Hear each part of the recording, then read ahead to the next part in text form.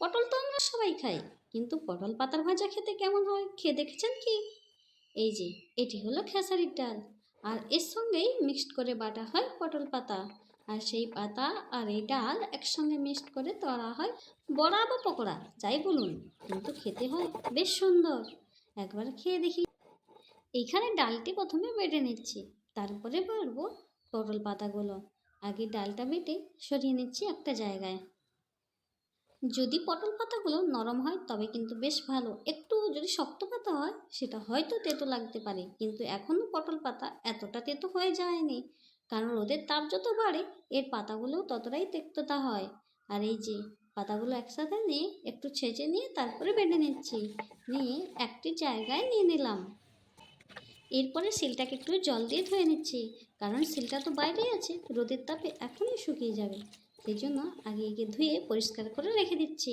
তারপরে ভাজবো এই যে ডাল আর পটল পাতার মাখানো। উনুনেই ভাজতে বসিয়ে দিয়েছি। তার আগে এখানে মিক্সড করে নিচ্ছি ডাল আর পটল পাতাটা। লঙ্কা দিতে পারেন, আমি নুন আর হলুদ দিয়েছি, লঙ্কাটা খাই না বলে। কিন্তু আপনারা লঙ্কাটাও একটু মিক্সড করতে পারেন, তাহলে কিন্তু খেতে আরও বেশি ভালো লাগবে। এই যে কড়াইটা তেবে যাওয়ার পরে একটু তেল দিয়ে দিলাম। কম তেলেই কিন্তু ভাজবো, বেশি তেল দেবো না, কারণ বেশি তেল খাওয়াটা অতটা ভালো নয়। যতটা তেল আমার দরকার ঠিক ততটাই দেবো, বেশি করে দেওয়ার কোনো দরকার নেই। একটু একটু করে করে দিয়ে দিলাম, একটা তাওয়াতে যতগুলো ধরবে ততগুলো দিলাম, বাকিটা কিন্তু রয়ে গেল, এটা দেবো সেকেন্ড বারে।